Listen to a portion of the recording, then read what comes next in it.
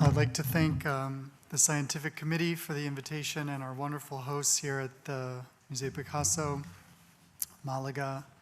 Really enjoyed the conference so far.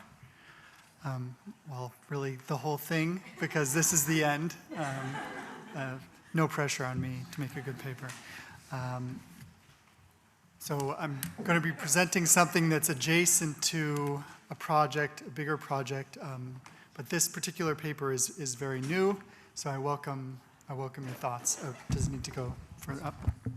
Can you hear me? Is that good? Okay.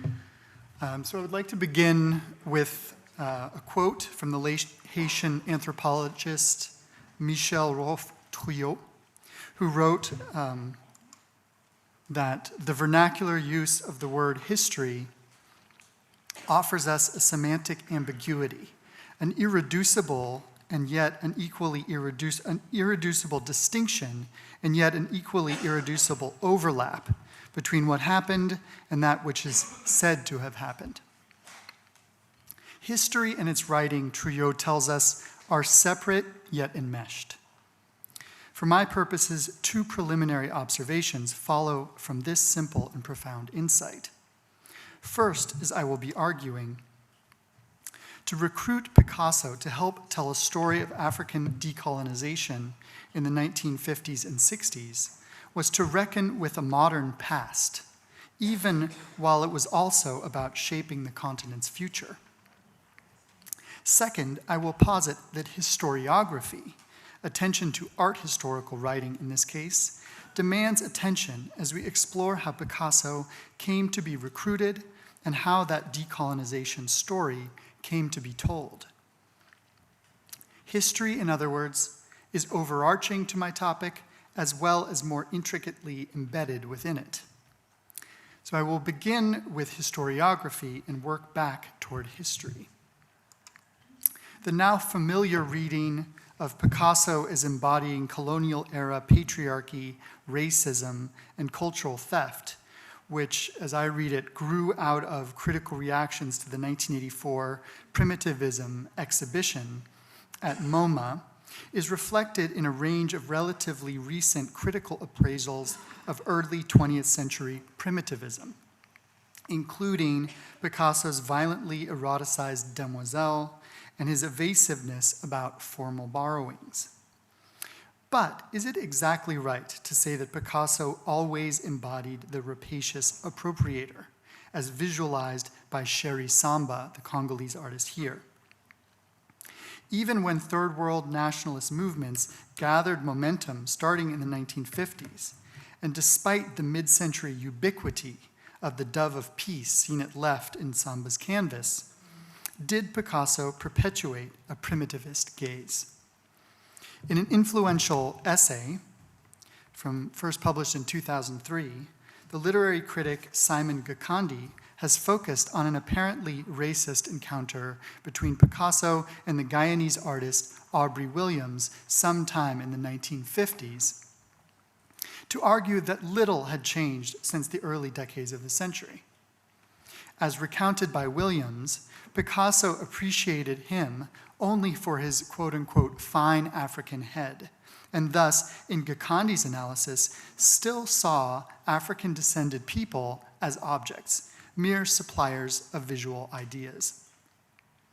In a myopically formalist maneuver that curators at MoMA would later also use, Picasso was, Gikandi argues, meticulous about separating African art from its culture.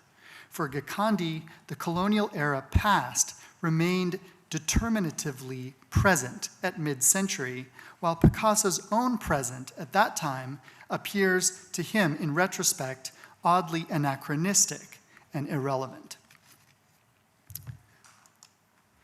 More recent scholarship by Linda Morris and Christoph Grunenberg departs so completely from Gikandi's account as to resemble its mirror image. Morris and Grunenberg contend that by the late 1940s, through his receptivity to communist-aligned movements, Picasso had, quote-unquote, moved on from primitivism, such that, quote, in Africa, Picasso was celebrated as a symbol of modernity, liberation, and equality, end quote. By this telling, Picasso's primitivist demons dissolved with decolonization. His past forgotten, he, quote-unquote, moved on to become a straightforward anti-imperialist ally. To attempt to reconcile these polarized understandings of how Picasso played a role in decolonization, I argue that we may neither jettison nor overrepresent his early 20th century legacy. The past was indeed present at mid-century, as Gikandi stresses, but that same past did not necessarily denote then what it does now. Nor was it unalterable or wholly determinative, as I will seek to show. In the years following World War II, Picasso's fame, his association with communism, and his condemnations of political violence made him a contested, if not exactly controversial, figure within Cold War ideological battles.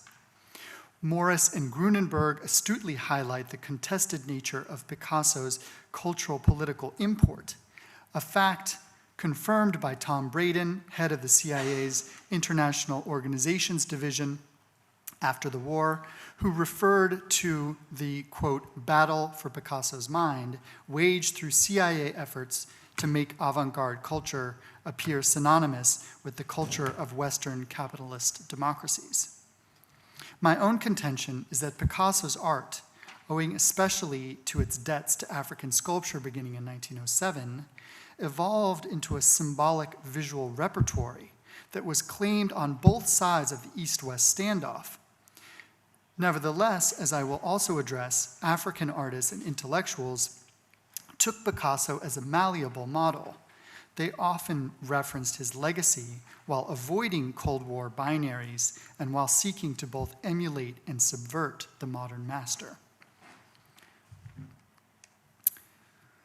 First, one cannot help noting the presence of Cold War actors on every occasion when Picasso's work appeared at events produced in Africa and/or by Africans during the immediate post-war period. Events geared toward decolonization that involved a transcontinental network of organizers and participants.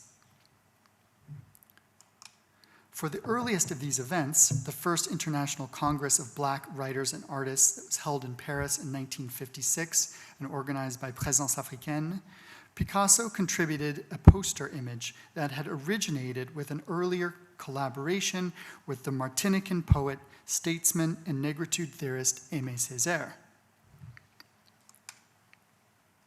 Picasso and Césaire had developed a friendship in 1948 when they both attended the World Congress of Intellectuals in Defense of Peace in Wrocław, Poland.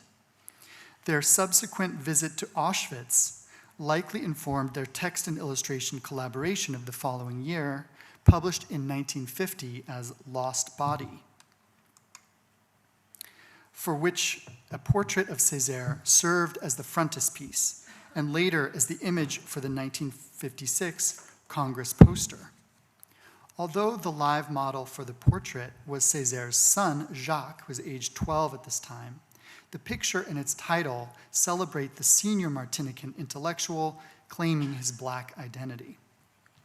Here is the fine African head mentioned by Williams, but with an apparently different sensibility from what Williams and Gikandi ascribed.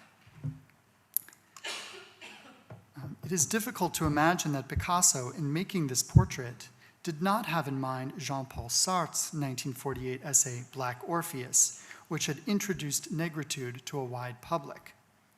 Sartre's essay was likely more recognizable to Picasso as an image than as a convoluted theory of negritude.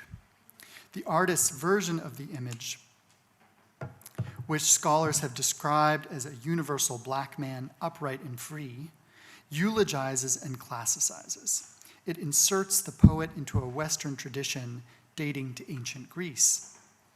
Even if Picasso's universalizing portrait appears limiting because Eurocentric, it is useful to situate it in the context of the 1956 Congress held at the Sorbonne. This choice of venue constituted a symbolically charged gesture of occupying what the historian Mamadou Diouf has called the privileged place of Paris, the French capital and colonial metropole. It will also be important to read Picasso's crown poet in light of Césaire's own words at the Congress, while also taking stock of the disparate messages that competed to define Picasso's image and the Congress's significance. At the start of the Congress, the Senegalese founder of Présence Africaine, Alioune Diop, read aloud a disquieting letter from W.E.B. Du Bois, who was invited as a distinguished participant, but was unable to attend, the letter said, quote, "because the United States government will not grant me a passport for travel abroad. Any Negro American who travels abroad today must either not discuss race conditions in the United States or say the sort of thing which our State Department wishes the world to believe. The government especially objects to me because I am a socialist," end quote. Du Bois's statement plainly undermined the Afro-American delegation at the Congress. Its accusations were not so subtly confirmed. In the delegates' speeches, James Ivey's narrative of remarkable progress in U.S. race relations, Horace Mann Bond's attribution of West African nationalist movements to U.S. universities and democracy, William Fontaine's abstruse philosophizing on desegregation. The American delegates' picture of their own country as a cradle of progress undoubtedly contrasted sharply with Frantz Fanon's Congress speech, arguing that racism played America and Europe in equal measure. Yet the most prominent speakers at the Congress, Césaire and his Negritude co-founder Léopold Senghor of Senegal, did not exactly conform to expectations about anti-colonial Marxism. Both identified the suppression of indigenous culture as an instrument of colonialism, but neither were rigidly ideological in outlining modes of resistance. For Césaire, the way forward demanded a two-pronged strategy of recuperating what he called traditional African culture while selectively taking possession, and I'm using his words here, of elements of the colonizer's culture, turning cultural chaos into a productive synthesis that would enable the renaissance of native peoples, comparable, as I read it, to what Picasso's portrait illustrated. Senghor, in his speech, cited examples of canonical African sculpture and African modern painting to argue that Africans' creativity issued not from irrational abandon, but from a Black civilizational reason manifesting in rhythmic, symbolic forms. In a paper entitled Socialism and Culture from earlier that year, 1956, Senghor had endorsed socialism while vigorously rejecting socialist realism, a position paralleling Picasso's relationship to communism after the war. Césaire had concluded his 1956 Congress paper with a call for syncretic Black culture to serve as the vehicle for global empowerment, reflected in a sense of historical belonging. Let the people speak, he declared. Let the Black peoples take their place upon the great stage of history. For Césaire, Senghor, and their collaborators, entering into history would mean establishing post-colonial collectivities while navigating the turbid and treacherous waters of international affairs. Over the next decade, this played out at large-scale events encompassing all of the ambiguities and power contests of the Cold War and decolonization. In 1959, Picasso again contributed a poster for the Second International Congress of Black Writers and Artists held in Rome, which consisted of a conference as well as an exhibition of contemporary African art. Attending were some of the same American delegates who had participated in the previous Congress, now representing their own American Society of African Culture, also known as AMSAC, which was later exposed in the US media for its direct ties to the CIA. Between the two congresses, Picasso's work debuted in Africa, and there is some question as to whether this is actually the debut, and we can discuss.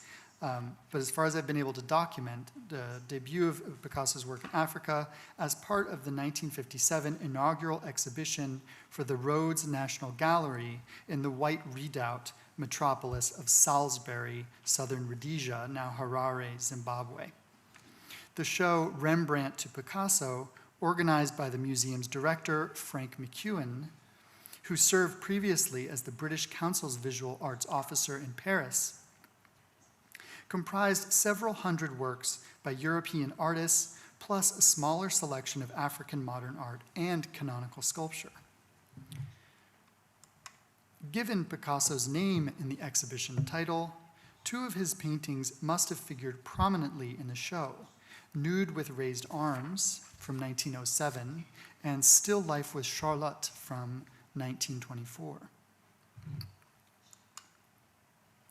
5 years later, McEwen organized another event, the International Congress of African Culture, or ICAC, funded largely by the Ford Foundation, where Nude with Raised Arms again went on display, now as part of an exhibition that featured a dazzling selection of African sculpture as well as African modern art.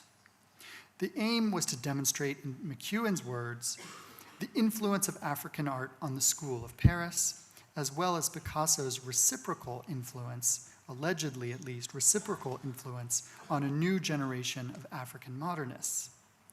McEwen indicated this in his general efforts to expose young Africans to the work of African-inspired European artists, in essays related to the event, and in a 1962 catalog photograph picturing a young artist confronting Nude with Raised Arms in 1957. By 1966, Senghor would preside over a similarly structured event in Dakar. Initially conceived and organized by Alioune Diop, the first World Festival of Negro Arts featured a giant exhibition of so-called art nègre that included Picasso's Bust of a Woman from 1907 and was accompanied by a several-day conference. Elsewhere at the festival, an exhibition of contemporary art from Africa and the African diaspora introduced a new school of Senegalese art, the École de Dakar, among other artists, and contained a smaller exhibition of Afro-American contemporary art produced by the US Committee for the festival, with the involvement of, again, AMSAC and several US government agencies. Picasso's inclusion in the festival set the stage for a solo show in Dakar 6 years later, in 1972, organized alongside yet another conference. In surveying these events affiliating Picasso with Black art, it is clear why a certain pattern emerged. At a moment when Africans were eager to recover indigenous culture as it existed prior to colonial suppression, and simultaneously to accede to an autonomous state in the modern world, a challenge was to convincingly conjoin heritage and innovation. The fact that canonical African sculpture, emblematic of tradition in some way, had so strongly affected the work of Picasso testified to the enduring brilliance of African culture, while also revealing a 20th century historical trajectory whereby African art demonstrated its modern international relevance through its transformative effect on the European avant-garde.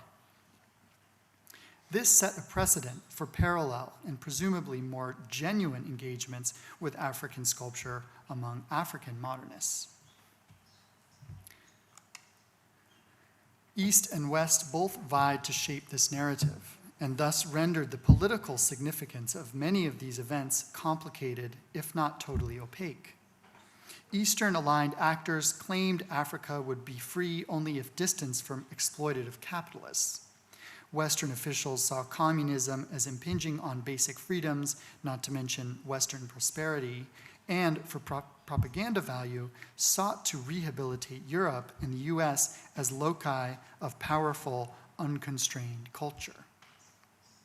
Their aim was to erase memories of colonialism and to supplant media images of contemporary media images of American racist violence with depoliticized celebrations of Afro-American creativity. Black artists and writers, for their part, had begun mediating on Picasso in Africa well prior to this period. As early as 1924-25, Alain Locke, chief architect of the Harlem Renaissance movement that would so influence negritude, theorized African art as a classical foundation for a nascent African-American modernism, citing Picasso and others as proof of what he called African art's many attested influences. 10 years later, Langston Hughes, just back from the US from a trip to the Soviet Union, wrote a poem called Cubes that differently linked Picasso's appropriative practices to imperialism, capitalism, and social crises. Hughes nevertheless experimented with a Cubist poetic style to both interrogate and exploit modernism's representational potential. Around the same time in Cape Town, South Africa, the artist Ernest Mancoba discovered West and Central African sculpture in the pages of an illustrated book by the art dealer Paul Guillaume.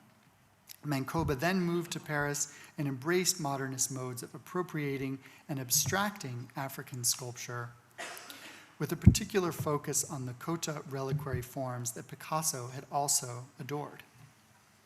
As the Zimbabwean painter Thomas Mukaragwa recalled to art historian Sidney Casphere in 1996, quote, Picasso had never been to Africa, but he had influence, end quote. Not everyone, however, wanted to be influenced. The Nigerian polymath Twin77 warned that exposure to Picasso's art would only generate imitative results, antithetical to what he hailed as the freedom to work.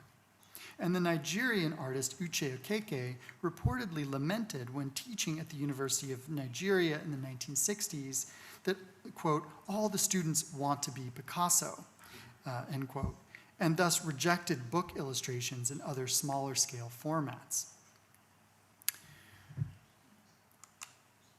For would-be skeptics, it was perhaps Picasso's political stance during the Spanish Civil War, rather than his engagement with African sculpture, Guernica rather than Demoiselle, that offered a coherent point of reference. The Nigerian poet Christopher Okigbo reportedly carried a reproduction of Guernica in his pocket during the period when he was finding his poetic voice in the early 1960s. In a poem from this period, Okigbo named Guernica a quote-unquote canvas of blood and associated it with a powerful Igbo trickster figure. Several years later, South African painter Dumele Feni produced his own canvas of blood titled African Guernica to condemn the horrors of apartheid. So whether or not Picasso truly had influence, as Mukaragwa suggested, his work most certainly had a presence in mid-20th century Africa, whether taken as a model for Black modernism or viewed with suspicion as a foreign element, or admired for its political commitment. The stakes around claims to Picasso's art during this period were nothing less than Africa's world historical status. As the Nigerian scholar Eso Biobaku noted in his opening address to the Salisbury Conference in 1962, quote, despised and condemned, some even said that Africa had no history, no past, end quote. Hegel, of course, had asserted as much in his lectures on the philosophy of history, first published in 1837. In a formulation that reigned for the next century, Hegel named the African continent no historical part of the world. Picasso's utility for African decolonization had to do with establishing or reestablishing that history, to be linked to influential expressions of African culture, while reckoning with the ravages of colonialism and the ongoing struggle to liberate countries in southern Africa especially.